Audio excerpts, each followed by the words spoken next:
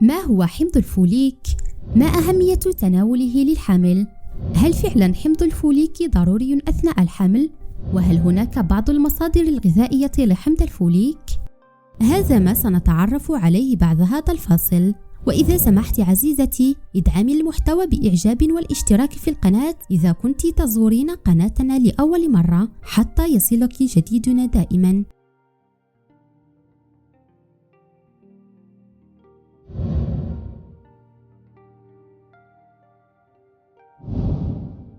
يعتبر حمض الفوليك أحد أنواع فيتامينات B، وبالتحديد فيتامين B9، ويلعب دورا مهما في إنتاج كريات الدم الحمراء ونمو المخ والحبل الشوكي للجنين. وقد وصفه الدكتور نورمان سميث، استشاري توليد وخبير متخصص في طب الأجنة والأمومة، بأن حمض الفوليك هو الفيتامين الوحيد الذي تحتاجين إضافته إلى نظامك الغذائي.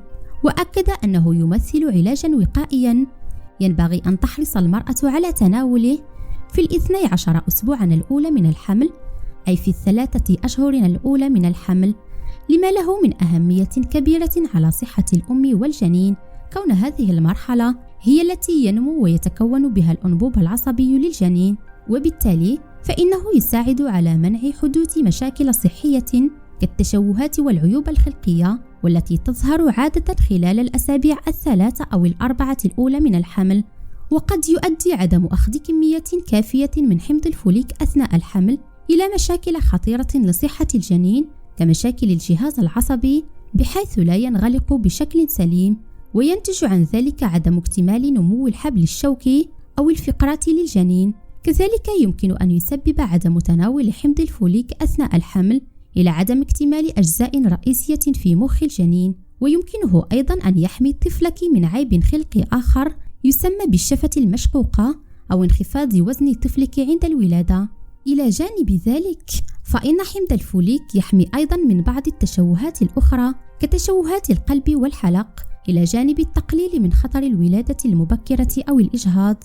هذا بالإضافة إلى أن حمض الفوليك يساعد على نمو الأنسجة وعمل الخلايا لدى الجنين وإنتاج الحمض النووي، باعتباره هو اللبنة الأساسية لجسم الإنسان والتي تحمل المعلومات الجينية. هذا بالإضافة إلى أن حمض الفوليك يعمل على تكوين خلايا الدم الحمراء الصحية لحمل الأكسجين إلى جميع أنحاء الجسم، وبالتالي فإنه يساعد على تقليل خطر الإصابة بفقر الدم. وأكدت الدراسات أن الأمهات اللواتي استخدمن الفيتامينات المحتوية على حمض الفوليك خلال الأسابيع 6 الأولى من الحمل كانت أجنتهن أقل عرضة للإصابة بعيوب الأنبوب العصبي مقارنة بالأمهات اللواتي لم تستهلكن حمض الفوليك. ويوجد حمض الفوليك بشكل رئيسي في الخضر ذات الأوراق الخضراء الداكنة والبقوليات والبازلاء والمكسرات. كذلك نجد بعض الفواكه غنية بحمض الفوليك مثل البرتقال والليمون والموز والبطيخ بأنواعه والفراولة. إلى اللقاء.